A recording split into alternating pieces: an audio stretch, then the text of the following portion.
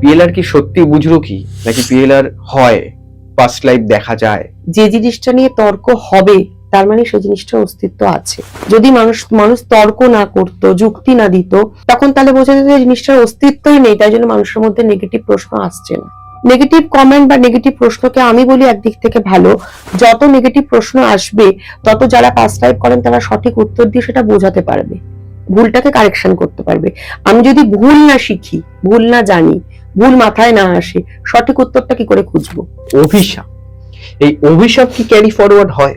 খুব দুঃখজনক ঘটনা। ছেলেটি সুস্থ স্বাভাবিক স্কুলে পড়তো, 11 বা 12 থেকে হঠাৎ করে একটা সামান্য কারণ, মানে স্কুলে একটা কিছু ঘটনা ঘটে, তারপর থেকে সে বলে স্কুল যাবো না, পড়াশোনা করবো না। ধীরে ধীরে বাড়িতে বন্দী হয়ে যায় এবং আস্তে আস্তে দেখা যায় ছেলেটার শরীরে এই শোল্ডারে একটা প্রবলেম হতে শুরু করে, ঘাড় বেঁকে যায় এবং হঠাৎ করে ছেলেটির বাবা মারা যায়। এবং বাবা মারা যাওয়ার পরেই ছেলেটির হয় কি, টোটাল এই কাঁধ থেকে মাথাটা বেঁকে যায়, পুরো বেঁকে গেছে ঘাড়টা, কিন্তু সুস্থ বাচ্চাটি কথা বলতে পারছে, সবকিছু পারে, কিন্তু পুরো বাঁকা বডিটা। এবং ওর মা ওকে চিকিৎসা বিদ্যার এমন কিছু বাকি রাখেনি করতে, মানে কলকাতার বাইরে পর্যন্ত নিয়ে গিয়ে, কিন্তু কোনো ট্রিটমেন্টে কিচ্ছু বোঝা যাচ্ছে না যেটা কি অসুখ বাকি। এবং লাস্টে ওনার মায়ের মনে হয় যে একবার আমি পাস্ট লাইফ করিয়ে দেখি, যেহেতু ছেলেটির, আমি বলেছিলাম যে ওকে করানো যাবে না, প্রথম কথা অসুস্থ, ওরকম শারীরিক ডিসব্যালেন্সে আমি রিস্ক নেবো না, দ্বিতীয় কথা সে নিজেই জানে না, করবো, দেখতেই পাবে না। তো মা বলে তাহলে আমি চেষ্টা করে দেখি যে যদি কিছু দেখতে পাই, যেহেতু মা সন্তানের সাথে তো কোথাও না কোথাও কানেক্টেড ছিল। উনি দেখছেন এই বংশেরই ওনার ছেলে আরো 3 পুরুষ আগে এই বংশেরই ছিল, এবং সেই সময় এই বংশে, মানে ও ছেলে হিসাবেই ছিল। সাপ হয় না, বাস্তু সাপ থাকে, বাস্তু সাপের মিলন অবস্থাতে ছেলেটি একটি সাপকে মেরে ফেলে এবং সাপটিকে আঘাত দেয় হচ্ছে তার ঠিক ঘাড়ে, মানে গলার কাছে, ঘাড়ের কাছে আঘাত দিয়ে মেরে ফেলে। তার কিছুদিন পরে ও মারা যায়, মানে সেই 3 পুরুষ আগের যে জেনারেশন মারা যায়, তারপরের থেকেই এই বংশে ছেলেরা খুব অসুস্থ হতে শুরু করে। এবং উনি ওইখানে আস্তে আস্তে তারপরে, মানে উনি তারপর দেখতে দেখতে দেখেন যে ওনার ছেলে আবার জন্মেছে এই বংশেরই, মানে আবার ওনার ছেলে জন্মেছে এই বয়সে। আপনার ছেলের যে বয়সে ঘাটটামন হয়ে গেছে, ওই বয়সে কি ও ওইখানে সাপটাকে মেরে ফেলেছিল? বললেন হ্যাঁ, অলমোস্ট ওই নিয়ার অ্যাবাউট 20 থেকে 24-25 বছর বয়সের মধ্যে, এই বয়সের মধ্যেই ওইখানে ছেলেটাকে মানে সাপকে মেরে ফেলেছিল ছেলেটি। সেম টাইমে ওই এনার্জি হয়ে ওইখানে ঘাড়ে মেরেছিল, এখানে ওর ঘাড়টা ওই বয়সে ওরকম হয়ে গেল।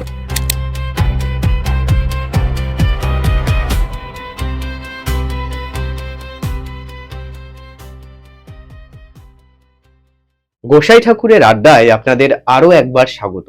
আপনারা জানেন গোসাই ঠাকুর প্রত্যেক সপ্তাহে নতুন নতুন অতিথির সাথে নতুন নতুন বিষয় নিয়ে আসে আপনাদের সামনে। তবে আজকে যাকে আমরা পেয়েছি, তিনি গোসাই ঠাকুরের আড্ডায় প্রথমবার নয়, তিনি এসেছেন এর আগে বহুবার, এবং তার ভিডিওর কমেন্টে আপনারা প্রচুর ভালোবাসা দিয়েছেন। তাই গোসাই ঠাকুরের আড্ডায় আরো একবার পত্র লেখা দিই। দিদি, ওয়েলকাম টু গোসাই ঠাকুরের আড্ডা। Thank you. কেমন আছো বলো? খুব ভালো আছি।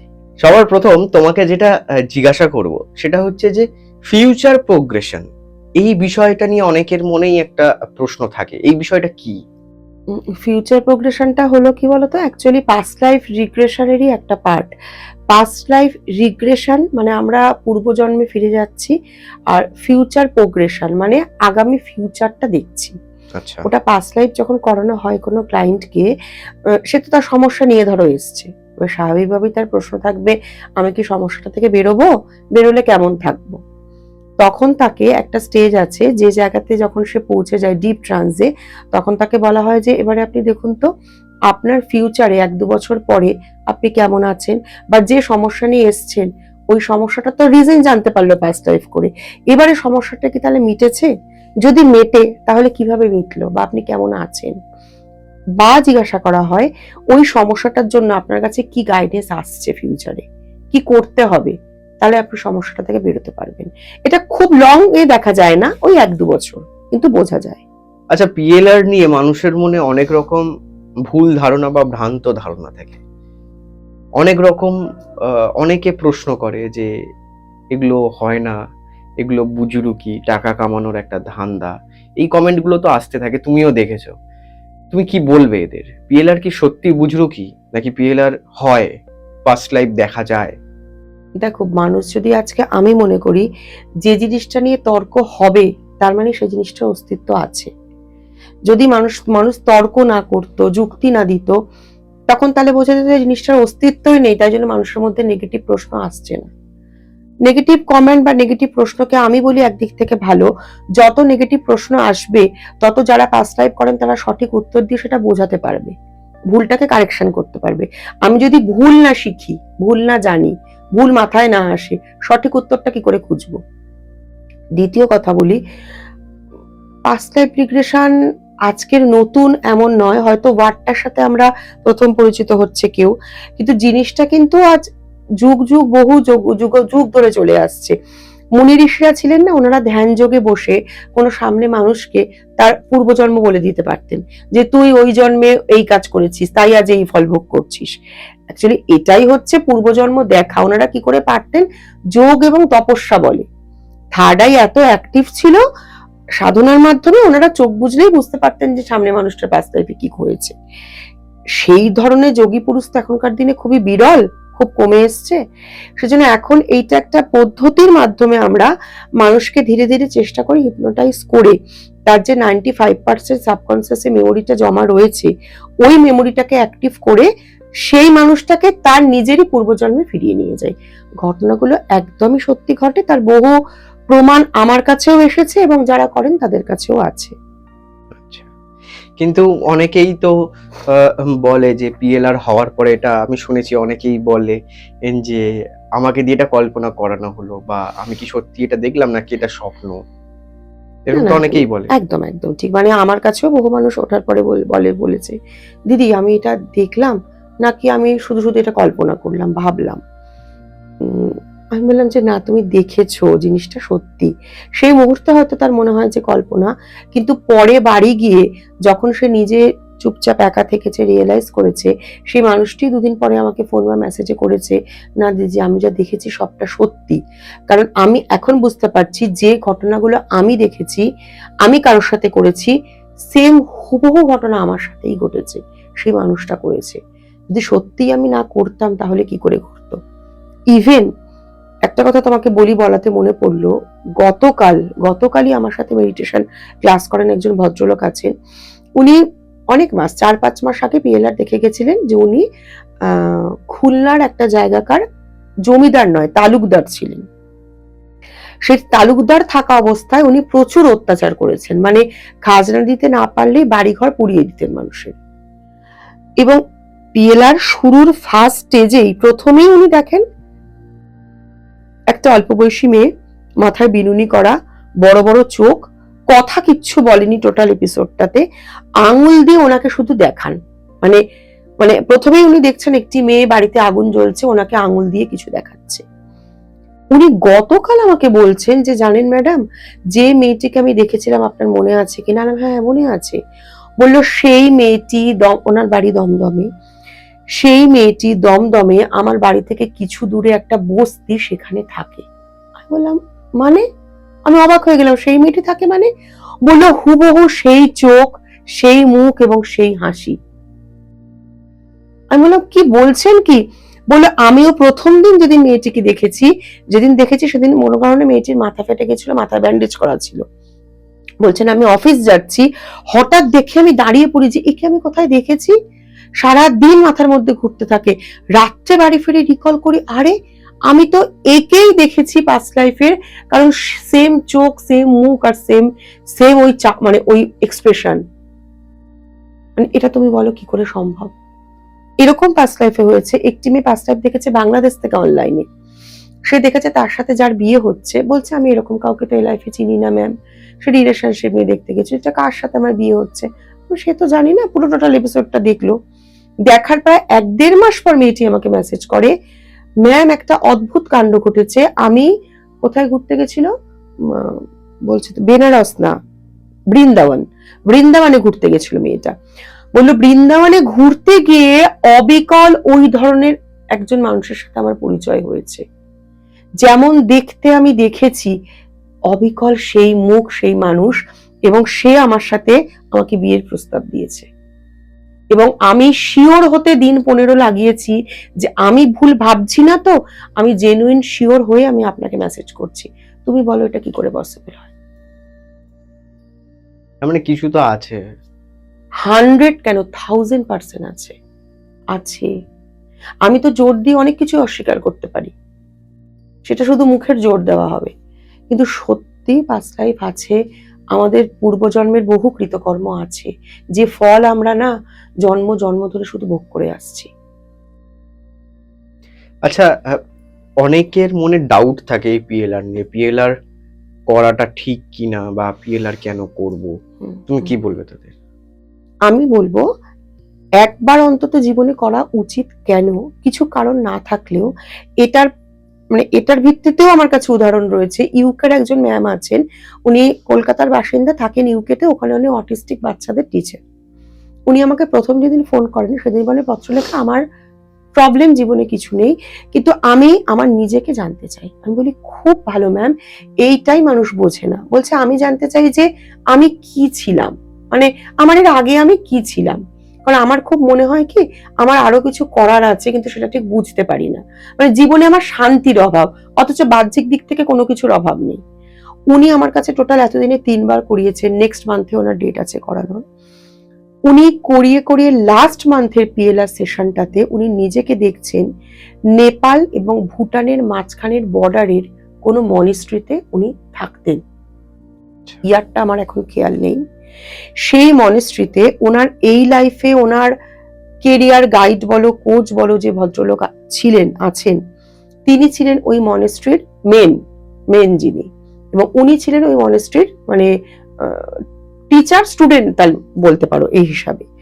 এবং উনি এত ভালো স্টুডেন্ট ছিলেন, পরবর্তীকালে ওনারই ওই মনেস্ট্রির দায়িত্ব আসার কথা ছিল, কিন্তু মনেস্ট্রির ভেতরের কোনো অন্তর্দ্বন্দ্বের জন্য ওই মনেস্ট্রির দায়িত্ব ওনার উপরে ওই ভদ্রলোক দেননি, এবং সেটা সম্পূর্ণ সে হয় না ম্যানিপুলেট করে ভুল বোঝানো। এই জন্যে টোটাল এপিসোডটাতে উনি, আমি যখন বারবার বলছি যা উনি করেছেন, উনি তো আপনার গুরু ছিলেন, উনি হয়তো আপনাকে ভুল বুঝেছেন, আপনিও তো একবার কথা বলে সরি বলতে যেতে পারতেন, তখন যখন যাননি, এখন একবার সরি বলুন। গোটা এপিসোডে অন্তত হাফ এন আওয়ার আমি ওনাকে বলে গেলাম, আপনি একবার ওনাকে সরি বলুন। সরি না বললে এই জন্মের যে একটা অনুমালিন্য, এই জন্মেও একটা কিছুই না, কিন্তু একটা ডিস্টেন্স। উনি টোটাল এপিসোডে কিছুতে সরি বললেন আমি বলবো না, ওনাকে আগে বলতে হবে। উনি তো আপনার গুরু, উনি তো আপনাকে একবার ডেকেছিলেন, আপনি যাননি, এবারে আপনি গিয়ে একবার সরি বলুন। কিছুতে ওনাকে দিয়ে বলানো গেল না। 2 দিন পরে উনি আমাকে ফোন করে বললেন যে ভদ্রলেখা, আমি এতদিন নিজেকে ভাবতাম আমি একটা ভীষণ ভালো মানুষ, আমার মতো অনেস্ট মানুষ হয় না, আমি ভীষণ একজন নীতিপরায়ণ মানুষ, কিন্তু সেদিনের পিএলআর করার পরে বুঝলাম আমার সোলের ভেতর কত খারাপ নেচার আছে। আমি অত্যন্ত ইগোয়েস্টিক, অত্যন্ত দাম্ভিক, অত্যন্ত ক্ষমতালোভী, কিন্তু এই নেচারগুলো আমার ভিতরে সুপ্ত। বুঝতে পারছো একটা পিএলআর এর কতখানি উপকার? উনি বলছেন আমি বুঝলাম এই নেচারগুলো আমাকে চেঞ্জ করতে হবে, যেটা হয়তো আমি নিজেকে নিজে বুঝতে পারতাম না, কিন্তু ওই দিন দেখার পরে বুঝলাম ঠিক এইগুলো আমার রয়েছে, কিন্তু এগুলো আমার সুপ্ত অবস্থায় রয়েছে, আমি নিজেকে একটা আবরণ দিয়ে ঢেকে রেখেছি। এবং আরেকটা মজার কথা হলো, এখন তো এআই এর যুগে সবাই সব পারে, উনি সার্চ করে আমাকে ছবি পাঠিয়ে বললেন, উনিই বললেন যে মনেস্ট্রিটা নেপাল এবং ভুটান বর্ডারের মাঝে, এবং এই এরকম একটা মনেস্ট্রি ছিল, সেই মনেস্ট্রি ভেতরে অন্তর্দ্বন্দ্বের জন্য ভেঙে গেছিল। আচ্ছা, ওটা 1700 না কত সালে এই জিনিসটা ঘটেছিল। বললো পত্রলেখা আমি যা দেখেছি সবটা সত্যি। আমরা ভাবি কি আমরা ইন্ডিয়ায় থাকি, হয়তো আমরা প্রাচীনপন্থী পুরনো ধ্যান ধারণা নিয়ে থাকি, যে মানুষটি ইউকেতে থাকছেন অনেক বেশি আপডেটেড, অনেক উন্নত সমাজে রয়েছেন, যেটা আমরা ভাবি ন্যাচারালি বিদেশটাকে, সেখানে থেকেও একটি মানুষ যখন 3 বার 4 বার এভরি মান্থ পিএলআর করাচ্ছেন এবং করিয়ে করিয়ে বুঝতে পারছেন যে এটা আমার জন্য কত প্রয়োজন, কিছু তো গুরুত্ব আছে, পুরোটা তো ভাওতাবাজি নয়। বোকা তুমি কজনকে বানাবে? 1 জন 2 জন 10 জন, তার বেশি তো নয় না। যখন এতগুলো মানুষ করছে, তার এতগুলো মানুষ করছে, উপকার পাচ্ছে, রেগুলার ফিডব্যাক দিচ্ছে, তখন তো জিনিসটার মধ্যে সত্যিই কিছু সত্যতা রয়েছে। আচ্ছা, আমি এখানে একটা প্রশ্ন তোমাকে করছি। অনেকেই বলে যে আমাদের এগিয়ে যেতে হবে, আমরা কেন পাস্ট লাইফ নিয়ে ঘাটাঘাটি করব? আমাদের সামনে মানে প্রেজেন্ট আর ফিউচার নিয়ে আমাদের একদম, কাজ, একদম, একদম। আমরা কেন পাস্ট লাইফ নিয়ে ঘাটবো? একদম, খুব ভালো প্রশ্ন। তো সেখানে তুমি কি বলবে তাদের? তুমি ধরো ক্লাস 1 থেকে ক্লাস 12 পর্যন্ত পড়েছো। হুম। তুমি এবারে ভাবছো আমি টিউশন করা শুরু করব। ওকে, টিউশন পড়াতে গিয়ে দেখলে যে এমন কিছু ম্যাথসের ক্যালকুলেশন তুমি বাচ্চাটাকে করাতে পারছো না। কেন পারছো না এটা রিয়েলাইজ করে যখন বাড়িতে বসলে তখন ভাবছো তোমার যে সময় অ্যাকচুয়াল ব্যাপারগুলো খুব ডেপথে পড়ার কথা ছিল, বা একটা ইংলিশের গ্রামারটা খুব ভালো করে করার কথা ছিল, তুমি ফাঁকিবাজি দিয়ে টিয়ে যা হোক করে এরর দেখে লিখে লিখে পাসটা করে বেরিয়ে গেছো। হ্যাঁ, যখন তোমাকে অ্যাপ্লাই এর জায়গাটা আসছে তুমি সঠিক অ্যাপ্লাই করতে পারছো না। কেন? বাচ্চাটাকে তো তোমার প্রপার বোঝাতে হবে, তোমার ভেতরে প্রপারটা নেই, কারণ তুমি নিজে ফাঁকি মেরেছো। ওই ফাঁকি মারার জন্য তোমার তো প্রেজেন্ট একটু গন্ডগোল হয়ে যাচ্ছে। কেন না পাস্টটাকে ঠিক গোছাওনি, আর প্রেজেন্টটা গন্ডগোল হচ্ছে বলে ফিউচার প্ল্যানিংটা ঠিক করতে পারছো না। হয়তো তোমার এম রয়েছে আমি টিউশন করব, বাচ্চাদের পড়াবো, এই ধরনের, বা এই ধরনের টিচিং প্রফেশনে যাব, কিন্তু তুমি বুঝতে পারছো আমার বেসটা ঠিক নেই। তেমন জীবনেরও যদি বেস, ভিত, বাড়ির যদি ভিত ঠিক না থাকে, তুমি যত বড়ই অট্টালিকা করো না কেন সে কিন্তু একদিন ভেঙে যাবে। পাস্ট ঘাঁটবো না, আমরা পাস্ট থেকে ভুলগুলোকে রেকটিফাই করব। আচ্ছা, হ্যাঁ, কারণ জীবন জীবনের মতো চলবে, ভুল ভুলের মতো চলতে থাকবে, একটা ভুলের ওপর আরেকটা ভুল জমা হবে, মানে ধুলোর ওপর ধুলো জমবে। আমরা যদি জীবন থেকে ধুলোগুলোকে পরিষ্কার না করি, ধুলোর ওপর ধুলো জমতে জমতে একদিন ধুলোর পাহাড় হয়ে যাবে, ভুলের পাহাড়। ওই পাহাড়টাকে যদি পরিষ্কার না করি, ঠিক পথটাতে তো এগোতে পারবো না। সঠিক পথ জীবনে নির্বাচন করার জন্য যেমন একজন সঠিক অ্যাস্ট্রোলজারের প্রয়োজন, নিউমারোলজি করে নিজের নাম কারেকশনের প্রয়োজন, তেমনি পাস্ট লাইফ দেখার প্রয়োজন সেই ধরনের সমস্যাগুলোকে ঠিক করার জন্য যে সমস্যা থেকে আমি এইগুলো কোনো কিছু করেই সমাধান পাচ্ছি না। আচ্ছা, একবার রেকটিফাই করে নাও, বাকি একটা জন্ম নয়, সব জন্ম তুমি সুস্থভাবে বাঁচো। তার মানে তুমি বলছো যে জীবনে একবার হলেও পিএলআর করা উচিত? হ্যাঁ, শুধুমাত্র আমার যে সমস্যা থাকলেই আমি করাবো তা নয়। দেখো আমাদের প্রত্যেককে তো কিছু না কিছু কর্ম দিয়েই পৃথিবী জন্ম দিয়েছে। প্রতিদিন ডে টু ডে খাচ্ছি, ঘুমোচ্ছি, ঘুরছি, বেড়াচ্ছি, সাজছি, এটাই তো আমার লাইফ পারপাস নয়। প্রত্যেককে তো কিছু কিছু লাইফ পারপাস দিয়ে পাঠিয়েছে। হয়তো তোমাকে দিয়েছে একটা, ধরো রান্না টোটাল হবে, তোমাকে দিয়েছে বাজার করার পারপাস, আমাকে দিয়েছে বাজারগুলো ধুয়ে ওয়াশ করার পারপাস, আরেকজনকে দিয়েছে আনাজটা কাটার, আরেকজনকে দিয়েছে ওই কাটা সবজির খোসাগুলোকে ফেলার, কাউকে দিয়েছে এবারে কাটা সবজিগুলো ধোয়ার। তারপরে প্রত্যেকের আলাদা আলাদা লাইফ পারপাস। তুমি যদি বুঝতেই না পারলে গোটা জীবনে 14টা নিয়ে ঘেটে বেড়ালে, কেন? আলটিমেট বুঝতে পারলে না আমি কি করতে এসেছি। ওই কি করতে এসেছিটা যদি জানতে পারো, এবার তুমি সাকসেস, এবার তুমি দৌড়াও না। একবার একটু জানা দরকার আমার মনে হয় যে আমি কি ভুল জীবনে করে এসেছি যেটা আমার রেকটিফাই করা প্রয়োজন। দেখা যাবে এমন ভুল যেটা হয়তো সত্যি আমার লাইফে অনেক বড় প্রবলেম দিচ্ছে, নিজে জানি না। আরেকটা দেখা দরকার, আমি কি কোনো লাইফে কোনো স্পিরিচুয়াল বা এমন কোনো পথে ছিলাম, নিজের কোনো ভুলের জন্য কি সেখান থেকে ডিস্ট্রাক্ট হয়ে গেছি, তাহলে আবার আমি সেই ওয়েটা খুঁজে পাই। আচ্ছা, এখানে আরেকটা প্রশ্ন করি, সেটা হচ্ছে যে অভিশাপ, এই অভিশাপ কি ক্যারি ফরওয়ার্ড হয়? দারুণ প্রশ্ন করলে মানে ভাই, মানে আমার নিজের মানে করানো মানে করিয়েছে এরকম পিএলআর আমি দুজনের দেখেছি অভিশাপ ক্যারি ফরওয়ার্ড হয়েছে। রিসেন্টলি একজন ভদ্রমহিলা করে গেছেন, উনি ওনার ছেলের জন্য দেখতে এসেছিলেন মেইনলি।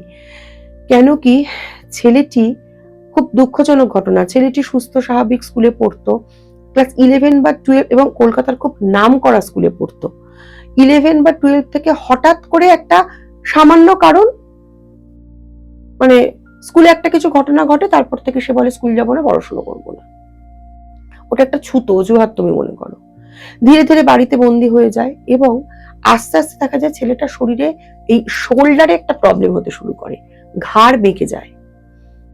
বেশ কিছুদিন পর বাড়ি নিয়ে, প্লাস ওনাদের বাস্তুর একটা বড় সমস্যা ছিল। এখানে বাস্তুও কিন্তু আমাদের ডে টু ডে লাইফের একটা বড় প্রভাব ফেলে। বাস্তুগত খুব সমস্যা ছিল। সেই জায়গা থেকে ওনাদের হেলথ খারাপ হতে থাকে বাড়ির সবার, এবং হঠাৎ করে ছেলেটির বাবা মারা যায়। এবং বাবা মারা যাওয়ার পরেই ছেলেটির হয় কি, টোটাল এই কাঁধ থেকে মাথাটা বেঁকে যায়, মানে বডিটা না এরকম এরকম একটা দিকে এরকম বেন্ড। যখন ওর মা ছবি দেখালো, পুরো বেঁকে গেছে ঘাটটা, কিন্তু সুস্থ বাচ্চাটি, কথা বলতে পারছে, সবকিছু পারে, কিন্তু পুরো বাঁকা বডিটা। এবার বেঁকে যাওয়ার ফলে তার তো বডির ব্যালেন্স সঠিক নেই, সে তো সুস্থ মানুষের মতো কিছু কাজগুলো করতে পারছে না। এবং ওর মা ওকে চিকিৎসা বিদ্যার এমন কিছু বাকি রাখেনি করতে, মানে কলকাতার বাইরে পর্যন্ত নিয়ে গিয়ে, কিন্তু কোনো ট্রিটমেন্টে কিছু বোঝা যাচ্ছে না যে এটা কি অসুখ বা কি। হ্যাঁ, এবং অ্যাস্ট্রোলজিতেও ইভেন এরকম কিছু নেই যে ওর এরকম একটা অদ্ভুত ঘাড় বেঁকে যাওয়া গেল কেন। তার সাথে আরো কিছু কিছু নেচারগত পরিবর্তন। এবং লাস্টে ওনার মায়ের মনে হয় যে একবার আমি পাস্ট লাইফ করিয়ে দেখি, যেহেতু ছেলেটির, আমি বলেছিলাম যে ওকে করানো যাবে না, প্রথম কথা অসুস্থ, ওরকম শারীরিক ডিসব্যালেন্স নিয়ে আমি রিস্ক নেব না, দ্বিতীয় কথা সে নিজেই জানে না, করব দেখতেই পাবে না। ওর মা বলে তাহলে আমি চেষ্টা করে দেখি যে যদি কিছু দেখতে পাই, যেহেতু মা সন্তানের সাথে তো কোথাও না কোথাও কানেক্টেড ছিল। উনি প্রথম দিন দেখতে এসে কিছু সেরকম বুঝে উঠতে পারেননি যে এই বাচ্চার এই রিলেটেড হওয়ার কারণটা, আদার্স বুঝতে পেরেছিলেন। এবং উনি পিএলআর করে ওঠার পরে আমাকে তখন বললেন যে ম্যাম আমি বলতে ভুলে গেছি, আমি কিছু একটা ফ্যামিলি কার্সের কথা শুনেছিলাম আমাদের বংশের। আমি বললাম আমাকে বলেননি কেন? বললাম এটা তো তাহলে আজকে হবে না, আপনাকে আরেক দিন দেখতে হবে। তো উনি আরেক দিন আবার দেখতে আসেন। তুমি বিশ্বাস করবে না শুভঙ্কর, সেদিনকে উনি দেখলেন, মানে আসল ঘটনাটা যেন সেকেন্ড দিনেই জড়িত ছিল। উনি দেখছেন এই বংশেরই ওনার ছেলে আরো 3 পুরুষ আগে এই বংশেরই ছিল। আচ্ছা, এই বংশের, এই ফ্যামিলির ছিল। এবং সেই সময় এই বংশে, মানে ও ছেলে হিসাবেই ছিল, সাপ হয় না, বাস্তু সাপ থাকে, বাস্তু সাপের মিলন অবস্থাতে ছেলেটি একটি সাপকে মেরে ফেলে, এবং সাপটিকে আঘাত দেয় হচ্ছে তার ঠিক ঘাড়ে, মানে গলার কাছে, ঘাড়ের কাছে আঘাত দিয়ে মেরে ফেলে। তার কিছুদিন পরে ও মারা যায়, মানে সেই 3 পুরুষ আগের যে জেনারেশন মারা যায়। তারপরের থেকেই এই বংশে ছেলেরা খুব অসুস্থ হতে শুরু করে। এবং উনি ওইখানে আস্তে আস্তে তারপরে, মানে উনি তারপর দেখতে দেখতে দেখেন যে ওনার ছেলে আবার জন্মেছে এই বংশেরই, মানে আবার ওনার ছেলে হয়ে জন্মেছে। কিন্তু যে বয়সে, আমি তখন বললাম ওনাকে দেখুন তো এই বয়সে আপনার ছেলের যে বয়সে ঘাটটা মনে হয়ে গেছে, ওই বয়সে কি ও ওইখানে সাপটাকে মেরে ফেলেছিল? বললেন হ্যাঁ, অলমোস্ট ওই নিয়ার অ্যাবাউট 20 থেকে 24-25 বছর বয়সের মধ্যে, এই বয়সের মধ্যেই ওইখানে ছেলেটাকে মানে সাপকে মেরে ফেলেছিল ছেলেটি। সেম টাইমে ওই এনার্জি হয়ে ওইখানে ঘাড়ে মেরেছিল, এখানে ওর ঘাড়টা ওই বয়সে ওরকম হয়ে গেল। এবং উনি ওখান থেকে কিন্তু কোনো গাইডেন্স পাননি। মানে দেখো, সাপ মানে তো মা মনসার কোন একটা অভিশাপ। আমি ওনাকে তারপর বললাম ওঠার পরে যে এখানে আমার মুক্তি দেওয়ার পথ, বা উনি জানতে পারলেনও না ইভেন কিছু। আমার পরিচিত একটি মনসা মন্দির আছে, আমি বহু বছর সেখানে যাই মায়ের ওখানে। আমি ওনাকে বলি যে তুমি ওই মন্দিরে বরং যাও, ওখানে উনি বলতে পারবেন যে তুমি যেটা দেখেছো সেটা সত্যি কিনা, মানে এখানে তুমি একটা সত্যিরও প্রমাণ পাবে। কারণ উনি বলেন যে আমি কি সত্যি দেখলাম, এটা কি সত্যি ছিল? তাই বললাম তুমি লাস্ট ওইখানে যাও, আমি ওই মন্দিরে আজ বহু বছর যাই, উনি একমাত্র বলতে পারবেন যে ঘটনা সত্যি কিনা। তুমি প্রথমে সেটা মনে হলে কিছু বলো না, তুমি শুধু গিয়ে নয় সেখানে বলবে যে আমার ছেলের এরকম এরকম হয়েছে, কেন হয়েছে আমি জানতে চাই। কিছু কোনো চিকিৎসাতে কোনো উত্তর পায়নি। উনি সেই মন্দিরে গেছিলেন, এবং গিয়ে যেদিন গেছেন সেদিন রাতে আমাকে ফোন করে বলেন যে ম্যাম আমি যা দেখেছি সব সত্যি। আমি বললাম কেন, কি বললেন ওখানে? বললো আমি শুধু গিয়ে বলি যে আমার ছেলের এরম এরম হয়েছে, কিসের জন্য হয়েছে, কি করলে সারবে। বললো ওখানে তখন সেম কথা বলেন যে তোমার ছেলে 3 পুরুষ আগে এই বংশেই ছিল, এবং ও কোনো বাস্তু সাপকে তার মিলন অবস্থাতে মেরে ফেলেছিল, সেই অভিশাপে তার ওই অভিশাপ ও ক্যারিড ফরওয়ার্ড করছে, এই আবার ওই পরে এই জন্মেছে, ওর ঘাড় ওই জন্য ওরকম হয়ে গেছে, এটাও বংশের অভিশাপ। এবং কোন বংশের ছেলেরাই ওদের, উনি বলছিলেন ওই 50-52 এর বেশি পেরোয় না, মানে তার মধ্যেই মারা যায় সব ছেলেরা, মানে ওই তার পরের থেকে জেনারেশনটা। ইভেন ওনার শ্বশুর মশাইও ওরকম 45 না 46 বছর বয়সে মারা গেছিলেন। মানে এখানে আমি দুটো প্রমাণ পেলাম, এক হচ্ছে অভিশাপ ক্যারিড ফরওয়ার্ড হয়, আরেকটা উনি পিএলআর যেটা দেখেছিলেন সেটা অ্যাবসলিউটলি ট্রু, কোনো ভুল দেখেননি, মানে ওনার কোনো কল্পনা ছিল না। আচ্ছা, তুমি তো আরো পিএলআর করাও, অনেক পিএলআর করিয়েছো তুমি, আর কোনো এরকম ঘটনা আছে যেটা তোমার মনে দাগ কেটে গেছে?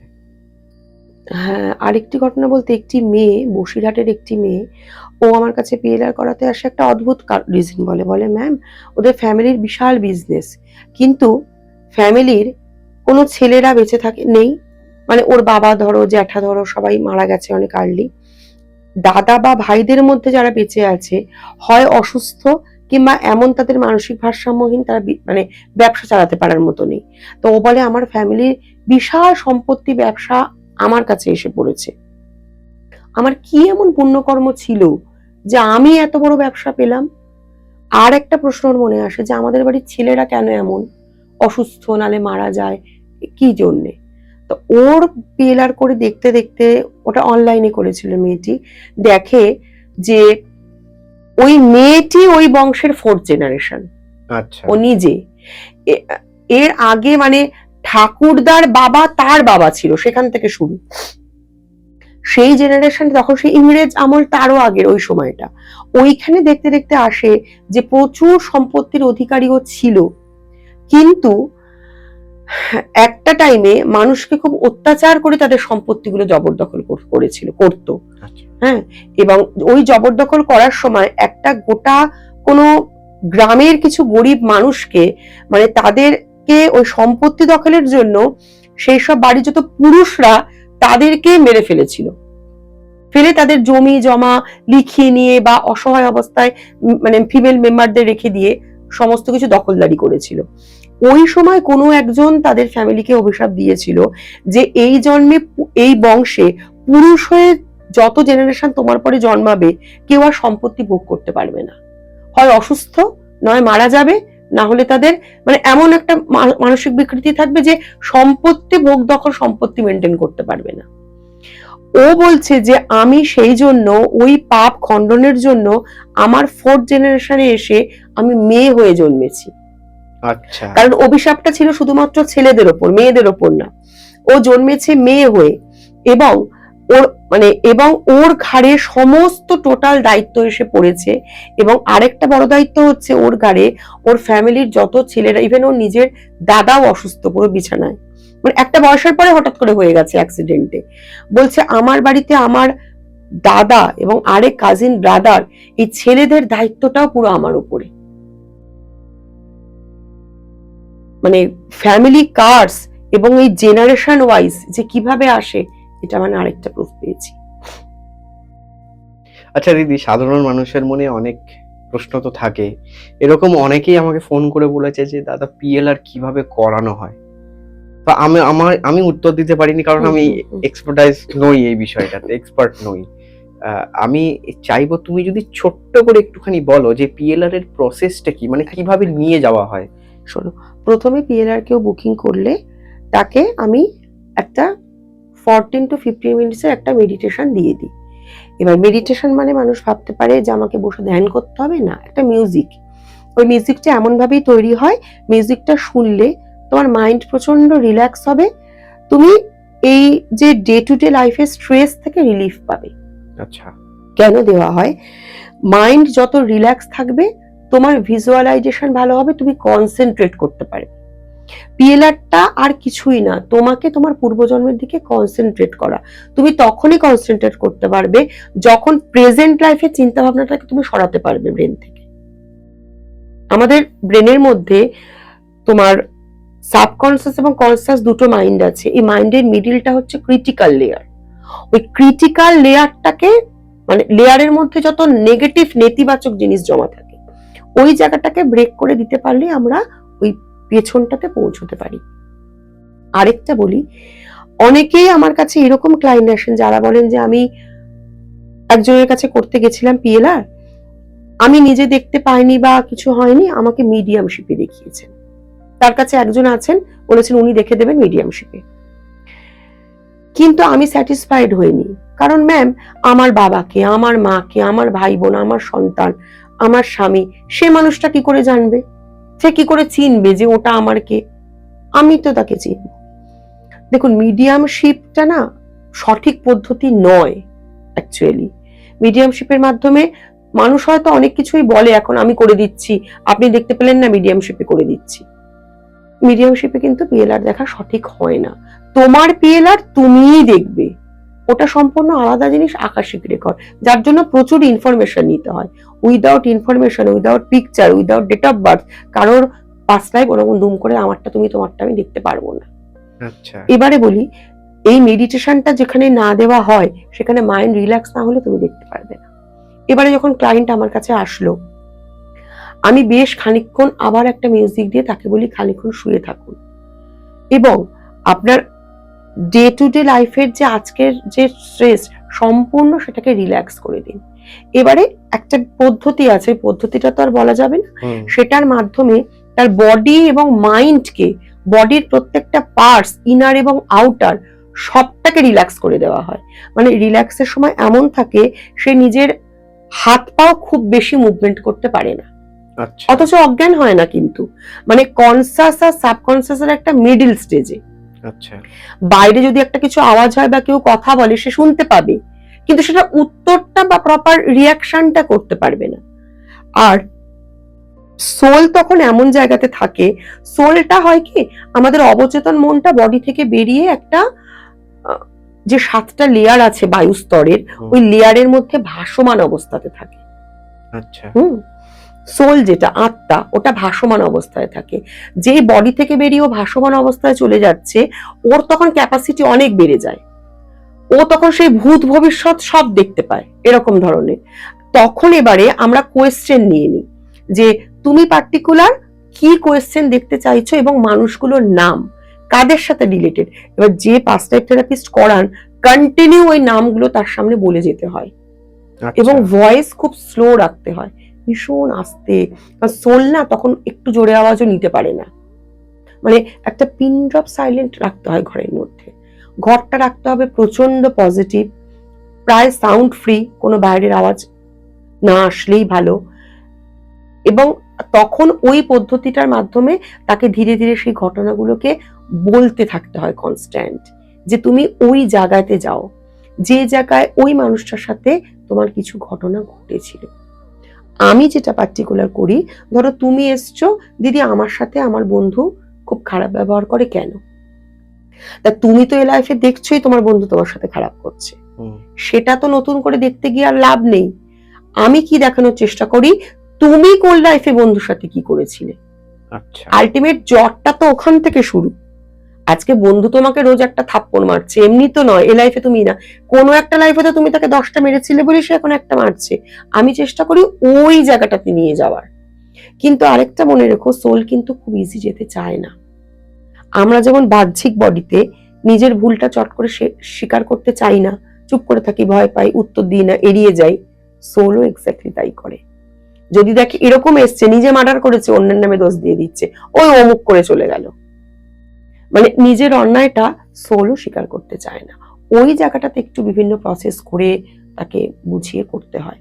তবে এটা কোনো ওষুধ, ইনজেকশন, কোনো অজ্ঞান করা মেশিনের কোনো কিচ্ছু না, সম্পূর্ণ তার সম্মতিতেই সে যাবে এবং স্বেচ্ছায় সে ফিরে আসবে।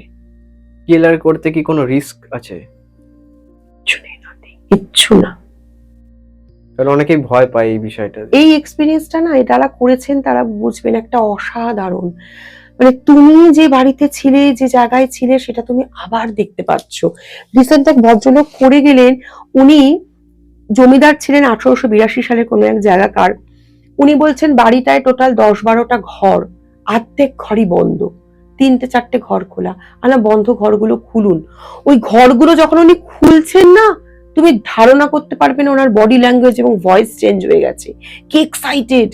আমি যখন বলছি আপনার ঘরটা খুলুন তো, আপনার ঘর এত যুগ ধরে বন্ধ, নিজের ঘরটা যখন খুললেন কি হাসছেন উনি, বলছে এই তো আমার ঘর, আমার টেবিল, আমার বই খাতা, আমি তো এখানে বসে লিখতাম, এই তো আমার পেন, আমার ড্রয়ার, আমার খাট, এই খাটে আমি শুতাম। ওই অনুভূতি শুধু যে করে সেই জানে। মানে এই অনুভূতি এই জাগতিক জগতের কোনো কিছুতেই লক্ষ লক্ষ টাকা বা হিরে জহরতেও পাবে না। মানে শেয়ার করাও যাবে না এই অনুভূতি। শুধু আমি দেখছি, আমি কিছুটা পারি, আর যে দেখছেন তিনি। আচ্ছা দিদি, গোসাই ঠাকুরের আড্ডার কোনো দর্শক যদি পিএলআর করাতে চায় বা তোমার সাথে যোগাযোগ করতে চায়, স্ক্রিনে তো তোমার নাম্বার যাচ্ছে, এই নাম্বারে যোগাযোগ করার কি প্রসিডিওর আছে? আমাকে ফোন বা হোয়াটসঅ্যাপ যে কোনো একটা করলেই আমি উত্তর দিই। যদি ফোন ধরতে না পারি হোয়াটসঅ্যাপ করে রাখলে আমি ঠিক উত্তর দিই। আচ্ছা, শুরুতেই তোমাকে আমি জিজ্ঞাসা করেছিলাম যে ফিউচার প্রোগ্রেশন নিয়ে প্রশ্নটা, এরকম কখনো হয়েছে যে ফিউচার প্রোগ্রেশন কেউ দেখেছে এবং সেটা সত্যি হয়েছে, এরকম তোমার কোনো ক্লায়েন্ট? হ্যাঁ, অনেকের তো অনেক রকম ভাবে, ধরো কেউ বললো যে আমি চাকরি ভালো পাবো, ওই কোম্পানিতে পেয়েছি, এটা হয়েছে। এগুলো সব থেকে একটা আশ্চর্যজনক ব্যাপার শুনবে, একটি মেয়ে আমার কাছে পিএলআর দেখতে এসেছিল, মেয়েটি নিজে ডক্টর, দেখতে এসেছিল রিলেশনশিপের কিছু জটিলতা নিয়ে। সেখানে কি করে সমাধান খুঁজতে খুঁজতে ও বলে আমাকে বেনারস যেতে হবে। বেনারস গিয়ে আমাকে একটা পার্টিকুলার জায়গার নাম বলে বেনারসের, কোনো আমার জায়গাটা সত্যি মনে পড়ছে না, সেইখানে গিয়ে আমাকে ওইখানে সিঁড়িতে কোনো এক সাধু বাবা বসে থাকবে, তিনি আমাকে একটা রুদ্রাক্ষ দেবেন এবং কিছু মন্ত্র দেবেন, তারপরেই আমার এই সমস্যার সমাধান হবে। এটা দেখে যাওয়ার পরে আমার ঘটনাটা মনে ছিল না। মেয়েটি আমাকে 1-2 সপ্তাহ আগে মেসেজ করে হঠাৎ করে বলে যে দিদি আমি রেইকি শিখবো তোমার কাছে। আমি বলি হঠাৎ করে রেইকি শিখবে? হ্যাঁ নিশ্চয়ই শিখবে, কেন, কি হয়েছে বলো। তখন বলে যে তোমার মনে আছে আমি ফিউচার প্রোগ্রেশনে কি বলেছিলাম? বললাম না মনে নেই, একটু বলো, একবার বললেই মনে পড়ে যাবে। সত্যি মনে থাকে না এতজনেরটা। ও জাস্ট আমাকে বলে মনে নেই আমি বেনারস গিয়ে সাধু বাবা। হ্যাঁ মনে পড়েছে, বলো কি হয়েছে। বলে যে আমি মে মাসে বেনারস গেছি, এক্স্যাক্টলি বেনারসের যে জায়গাটা বলেছিল, আমার সত্যি জায়গাটা এখন মনে পড়ছে না, ওই জায়গাতে গিয়ে আমি যাই এবং গিয়ে আমি ঘুরছি, হঠাৎ সিঁড়িতে বসে থাকা এক সাধু বাবা আমাকে নিজে থেকে ডাকেন। আমি কাছে যেতেই আমাকে একটা রুদ্রাক্ষ দেন এবং কিছু মন্ত্র দেন কানে, আর কিছু কথা আমাকে বলেন। তার সাথে আরো কিছু কিছু ঘটেছিল, সেগুলো আমি তোমার কাছে গিয়ে বলবো যেদিন রেকি শিখতে যাব। কিন্তু অবিকল আমি যা দেখেছি সেটা ঘটেছে। আমি নিজেই হতবাক যে কি বলছো তুমি। বলে হ্যাঁ দিদি, মে মাসে তার সাথে ঘটেছে এটা। সে দেখে গেছিল বোধহয় আমার কাছে জানুয়ারিতে পিএলআর। মানে যদি এটা ওর কল্পনা হতো, এই ঘটনা কি করে ঘটতো এটা বলো, কি করে ঘটতো সম্ভব? হ্যাঁ একটা চাকরি নয়, মানুষ দেখলো চাকরি পেয়ে গেল, হ্যাঁ আমার বিয়ে হয়ে গেল, এগুলো নয় তাও ভাবা যায় যে কল্পনা। কিন্তু বেনারস গিয়ে পার্টিকুলার ওই ঘাটে, আমি ঘাটটার নাম অ্যাকচুয়ালি ভুলে যাচ্ছি আসলে, যে ওই ঘাটে যেতে হবে, ওই ঘাটেও গেল, তো ওই সাধু বাবা একজন ডেকে ওকে রুদ্রাক্ষই দিল, মন্ত্রই দিল, কি করে সম্ভব? ও এটাই পার্টিকুলার দেখেছিল এবং সেটাই হয়েছে। মানে বলছে আমার নিজের মনে ছিল না এত, কিন্তু ঘটনাগুলো যে রিপিটেডলি ঘটতে থাকলো আমার মনে পড়ে গেল, আরে আমি তো এগুলোই দেখেছিলাম, তাই আমি বাড়ি ফিরে এসে তোমাকে বললাম। আচ্ছা দিদি, অনেকের লাইফেই তো অনেক প্রবলেম আসে আফটার ম্যারেজ বা বিফোর ম্যারেজ। আমি প্রশ্নটা করছি আফটার ম্যারেজ রিলেশনশিপ নিয়ে অনেক সমস্যা হয়, স্বামী স্ত্রীর মধ্যে অনেক সমস্যা হয়, এটা কি কোনোভাবে ক্যারি ফরওয়ার্ডেড হয়? মানে আগের জন্মে তারা খারাপ কাজ করেছিল বলে, মানে আমি বলতে চাইছি আগের জন্মে ধরো স্ত্রী খারাপ কিছু করেছিল, এই জন্মে তার হাজবেন্ড করছে, এটা কি ক্যারি ফরওয়ার্ড হয়? এরকম ভাবে কিছু হয় কি? মানে অদ্ভুত প্রশ্নটা করলে তুমি, মানে কিভাবে এত সুন্দর প্রশ্ন করলে। এইটা নিয়ে আমি দুটো ঘটনা তোমাকে বলি। একজন পিএলআর করাতে আসেন, তার হাজবেন্ড বাইক অ্যাক্সিডেন্টে মারা গেছেন, স্কুল টিচার ছিলেন। আচ্ছা। উনি বলেন কি যে ম্যাম হাজবেন্ড মারা যাওয়ার পরে আমি জানতে পারি আমার হাজবেন্ডের আরেকটা টোটাল ফ্যামিলি রয়েছে, বউ বাচ্চা। তা হ্যাঁ মারা যাওয়ার পরে জানতে পারেন। বলছে আমার হাজবেন্ড মারা যাওয়ার কিভাবে জানতে পারেন, স্কুলে গিয়ে কিছু ক্লেম করতে টাকা পয়সা তখন, এবং তিনি হাজবেন্ডের স্কুলেরই কেউ, জানতে পারি যে এরকম। আমি বললাম সে কি? বললো আমি জানতে চাই যে কেন আমার হাজবেন্ড এরকম করলো। তা আমি বললাম ঠিক আছে দেখো যে কিছু ব্যাপার কি। উনি করতে গিয়ে দেখছেন বেশ খানিকক্ষণ সময় লেগেছে ওনার অবশ্য ঢুকতে ওই জায়গাটাতে। প্রথম লাইফে দেখতে পাননি, সেকেন্ড থার্ড লাইফে গিয়ে উনি দেখছেন উনি ওনার হাজবেন্ডের ওয়াইফ, খুব হ্যাপি। ভীষণ হ্যাপি, খুব ভালো। একটা ছেলে রয়েছে ওনার, দেখছেন এই লাইফ, ওনার মেয়ে আছে, দেখছেন ছেলে আছে, সবকিছু খুব ভালো। বলছেন বিয়ের কয়েক বছর পরে আমি তার হাজবেন্ডের সাথে নেই। কোথায় আছো? আমি ভেবেছি মারা গেছেন। আমি বলছি মারা গেছো? বলছে না না, আমি তো অন্য একজনের সাথে আছি। কে সেটা? কিন্তু তাকে উনি চেনেন না এই লাইফে। বলছে আমি চিনি না, কিন্তু একজনের সাথে আছি। কেন আমি এখানে আছি? আলাম দেখো তাহলে কি ঘটেছিল 1-2 বছর আগে, যাও। বলছে হঠাৎ করে কোনো একটা ছেলের সাথে তার পরিচয় হয়, তিনি বাচ্চা এবং স্বামীকে ফেলে সেই লোকটির সাথে চলে যায়। ভদ্রমহিলা পাস্ট লাইফে চলে যায়, কিন্তু থাকার কিছুদিন পরে মনে হয় যে না, ডিসিশনটা ভুল হয়েছে বা এরকম কিছু, আবার ব্যাক করে হাজবেন্ডের কাছে চলে আসে। কিন্তু চলে আসার পর হাজবেন্ড হয়তো অ্যাকসেপ্ট করে, সম্পর্কটা আর ভালো ছিল না, মানে একটাই থাকার জন্য থেকে যাওয়া। তুমি ভাবতে পারবে না, দেখার জন্য উনি বুঝলেন, উঠলেন। ওঠার পরে উনি কাঁদছেন, আমাকে বলছেন, যেটা কিন্তু উনি শুরুতে বলেননি। উনি বললেন আমি একটা কথা আপনার কাছে লুকিয়ে গেছিলাম, আমার হাজবেন্ড কিন্তু এই লাইফে 1 বছরের জন্য আমাদের ছেড়ে চলে গেছিল। আমি বললাম হ্যাঁ? বললো হ্যাঁ, আমি এটা আপনাকে তখন বলিনি, আমার মাথায় ছিল না। আমি এখন উঠে ভাবছি সেম জিনিস তো আমার হাজবেন্ড করেছিলেন, কিন্তু তখন উনি জানতেন না যে কারোর কাছে চলে গেছিলেন। বললো একবারে জানতে পেরেছিলেন যে ওই মহিলার সাথেই চলে গেছিলেন। যে আমার হাজবেন্ড কিন্তু 1টা বছর, আমার মেয়ে তখন ছোট, ওনার মেয়ে ছোট, মেয়েকে আর ওনাকে রেখে দিয়ে 1 বছরের জন্য চলে গেছিলেন। বললো আমার আর আমার হাজবেন্ডের উপর কোনো অভিযোগ নেই, সেম জিনিসটা ম্যাম আমি করেছিলাম। আরেকটা ঘটনা বলি, এটা আবার একটু অদ্ভুত। আমরা এক্সট্রা ম্যারিটাল রিলেশন এগুলো নিয়ে তো কথা বলি, মানে কি, কেউ সাপোর্ট করি, কেউ করি না। আমরা তো যে সাপোর্ট করি, ধরো তাকে ধরো মানুষ খুব রেড়ে করে তেড়ে আসে যে এটা কি আপনি সাপোর্ট করছেন, সমাজটাকে গোল্লায় পাঠাচ্ছেন। আমি পাস্ট লাইফ করাতে করাতে কিছু জিনিস বুঝেছি, সব সম্পর্ক না বলবো না, কিছু সম্পর্ক না পাস্ট লাইফের এমন থাকে যে ওই কন্ট্রাক্ট বা ওই সম্পর্ক ফুলফিল হয় না, আনফুলফিলমেন্ট, ওইটা ফিল করতেও কিন্তু এই লাইফে দুটো মানুষ সম্পর্কে আবদ্ধ হয়। হয়তো দেখাটা বিয়ের পরে হয়েছে। এমন একটা ঘটনা আমার কাছে রিসেন্ট দুটো এসছে, তার মধ্যে একটা সব থেকে বলি। ভদ্রলোক আসেন দেখতে, বিজনেস আছে ভদ্রলোকের, বিজনেসের নাম বলবো না, বললে বুঝতে পারবেন বলে অনেকে। কলকাতা এবং কলকাতার বাইরে বড় বড় বিজনেস, কিন্তু বিজনেসে সামাও খুব একটু খারাপ ডাউনফল হচ্ছে। প্লাস এমন দুজন বিজনেসে আছেন, একজন ওনার আত্মীয়, একজন বিজনেসের কেউ। উনি বলছেন আমার মনে হচ্ছে এরা কিছু করছে, কারণ তার আগে উনি আমার কাছে কার্ড রিডিং নিয়ে গেছেন। আমি বলেছিলাম একটু চোখ কান খোলা রাখুন, বিজনেসে এমন কেউ যে আপনার ক্ষতি করছে, সেটা আপনি অ্যালার্ট থাকলে বুঝতে পারবেন। তো উনি এসে বলেন আমি একজনকে আইডেন্টিফাই করেছি, কিন্তু বুঝতে পারছি না ওই কিনা, আমি একটু পিএলআর দেখবো। প্লাস আমার খুব মনে হয়, এটা দেখো মানুষের সচেতনতা, আমি নিশ্চয়ই কিছু ভুল করেছিলাম, তাই জন্য আমার বিজনেসটা হচ্ছে, এটা কি। তা ওনার ওয়াইফ সাথে থেকে বলেন যে ম্যাম আরেকজনের সম্পর্কে আমার জানার আছে, ওনার বিজনেসে হেল্প করেন একজন মহিলা, ওনার সাথে কোনো সম্পর্ক নেই উনি বলেন, হাজবেন্ড সত্যিও নেই, কিন্তু আমার না কেমন একটা মনে হয়, আপনি একটু ওনারটা দেখুন। ভদ্রলোক জোরের সাথে বলে হ্যাঁ হ্যাঁ লিখুন তো ম্যাম, ওনার নামটা লিখুন, ওর মন থেকে সন্দেহ দূর হোক। আমি ঠিক আছে লিখছি। পিএলআর দেখা যখন শুরু করলেন, ভদ্রলোক দেখেন উনি 1800 শতকের একটা জায়গাকার জমিদার, একা রয়েছেন, সবকিছু ঘরের মধ্যে, বিশাল বাড়ি, মানে ওনার ওই অনুভূতিটা আমি তোমাকে বলে বোঝাতে পারবো না। যে মানে তুমি তোমার ছোটবেলার কোনো ফেলে আসা বাড়িতে ফিরে গেলে যেমন হবে, আরে এই তো আমার ঘর, আমার বই, আমার খাতা, আমার জামা কাপড়, সব স্মৃতি, মানে পাগল হয়ে যাবে দেখলে।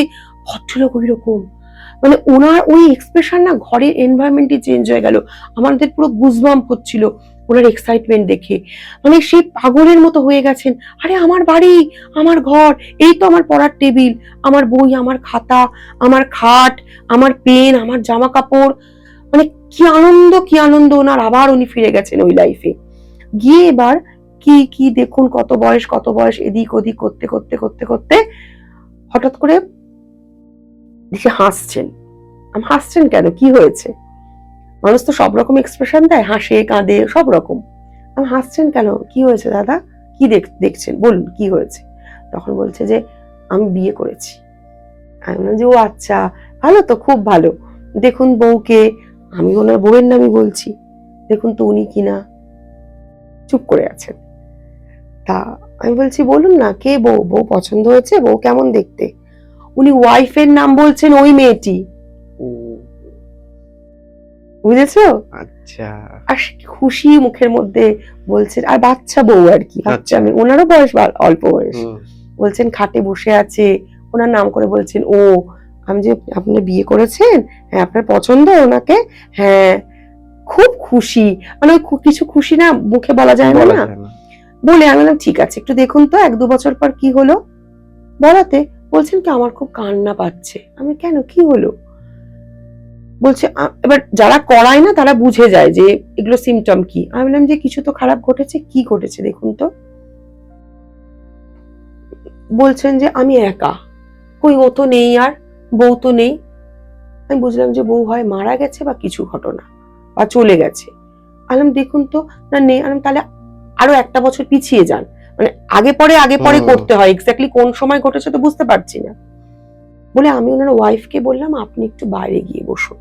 অনেক সময় হয় কি সোল তো বুঝতে পারছে এই আমার প্রেজেন্ট লাইফের ওয়াইফ, কিছু কথা বলতে চায় না। হ্যাঁ, ওয়াইফকে বলে আপনি একটু বাইরে বসুন, আমি আপনাকে ডেকে নেবো এবং বলবো সবটা। বললাম দেখুন তো কি হয়েছিল। উনি খুব কাঁদছেন, বলছেন বিয়ের 1টা বছরের মধ্যেই ওয়াইফ মারা যায়। আমি বললাম কেন, কি করে মারা গেল? কেউ মেরে ফেলেছিল? কি ঘটেছিল? অনেকবার জিজ্ঞাসা করা বললেন কিছু একটা অসুখ হয়েছিল, কি অসুখ ধরা যায়নি, চিকিৎসা করা যায়নি, মারা গেছিল। খুব কাঁদছেন ভদ্রলোক। সেই লাইফটা থেকে বেরিয়ে আবার নেক্সট লাইফে গেলেন, সেখানে আবার ওনার প্রেজেন্ট লাইফের ওয়াইফ ছিলেন এবং ওনার বিজনেস পারপাসের যে সমস্যা সেটা বুঝতে পারলেন। এবার আসল ব্যাপারটা হচ্ছে যখন বেরিয়ে ওই জায়গা থেকে আমরা ডিপ ট্রান্সে একটা স্টেজ আছে নিয়ে যাই, কারণ ওনার ওয়াইফের মেন প্রশ্ন ছিল হচ্ছে ওই মেয়েটি কি কাজ ছাড়বে। আমি যখন প্রশ্ন করি ওনাকে দেখুন তো এই ফিউচার প্রোগ্রেশন যেটা তুমি বলছিলে, দেখুন তো ফিউচারে ওই মেয়েটিকে এখনো আপনার ওখানে আছে, কাজ করছে না ছেড়ে দিয়েছে? উনি কি উত্তর দিল জানো? বললেন ও তো কোনোদিনই কাজ ছাড়বে না, আমিও তো ওকে কোনোদিন ছাড়বো না, ও থাকবে, ওকে তো আমি হারিয়ে ফেলেছিলাম, ও তো আমার বউ।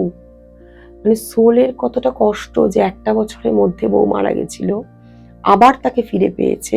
ও তো যাবে না, ও তো থাকবে, ও সারা জীবন আমার কাছে কাজ করবে, ও ছাড়বে না, আমি ওকে ছাড়বো না।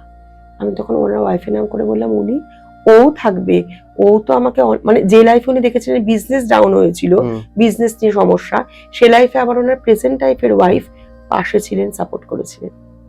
বললেন ও থাকবে, ও তো আমাকে বিপদে পাশে দাঁড়িয়েছিল, ও আমার বড় সাপোর্ট, ও থাকবে, কিন্তু ও থাকবে। মানে এখানে আমি ওনার ওয়াইফকে বললাম যে কার্ড বা অন্য কিছু আমি করাবো না। সোলের ইচ্ছার বিরুদ্ধে গিয়ে আমার উচিত হবে না করানোর, ওটা আমার কার্স লেগে যাবে, কোনো তোমার কার্মিক এফেক্ট করবে। সোল চাইছে, দুটো মানুষ চাওয়ার আগেই বিচ্ছেদ হয়ে গেছিল, আবার এত জন্ম পরে দেখা হয়েছে। সোলের কন্ট্রাক্ট, সোলের চাওয়াটা না একটা অন্য চাওয়া শুভঙ্কর। এ চাওয়া আমি তুমি বাহ্যিক চোখে বুঝতে পারবো না, বাইরে থেকে অনেক সমালোচনা করা যায়, কিন্তু কে কোন লাইফে কেন বিচ্ছেদ, কেন দেখা, কিসের ভালোবাসা, কিসের টান জানি না। অনেক অনেক ধন্যবাদ দিদি গোসাই ঠাকুরের আড্ডায় আরো একবার আসার জন্য, এতটা সময় আমাদের দেওয়ার জন্য, এত সুন্দর করে পিএলআর নিয়ে একটা এপিসোড আমরা আজকে করলাম, এত গুছিয়ে তুমি বললে আমাদের। আশা করি আমাদের দর্শকদের অনেকটাই পরিষ্কার হয়েছে এই ধারণাটা। আজকের মতন গোসাই ঠাকুরের আড্ডা এখানেই শেষ করছি। দেখা হবে আগামী সপ্তাহে নতুন কোনো অতিথির সাথে, নতুন কোনো বিষয় নিয়ে। ততক্ষণ দেখতে থাকবেন গোসাই ঠাকুরের আড্ডা। আর আপনারা যারা ভাবছেন পত্রলেখাদির সাথে যোগাযোগ করতে চাইছেন, স্ক্রিনে তো নাম্বার রইলো, ডেসক্রিপশনেও নাম্বার রইলো। ভালো থাকবেন, সুস্থ থাকবেন আর দেখতে থাকবেন গোসাই ঠাকুরের আড্ডা। নমস্কার।